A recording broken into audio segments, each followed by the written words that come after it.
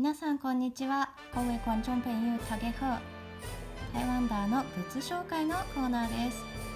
今日は2023年10月に新発売となりました台湾応援バッジ3種類をご紹介したいと思います。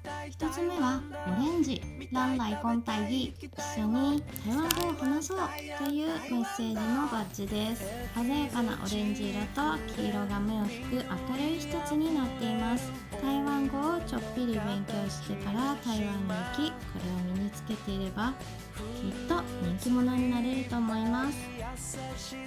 2つ目はブラック为了台湾就会拍拼、台湾のために一緒に頑張ろうというメッセージのバッジです。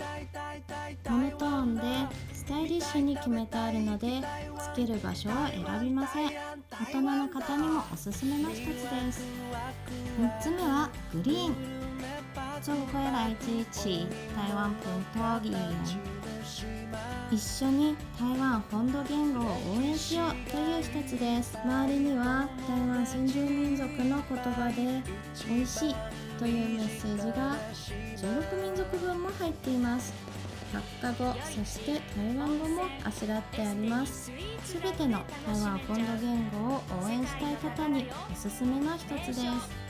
以上、オレンジ、ブラック、グリーン3種類の台湾応援メッセージバッジをご紹介しました。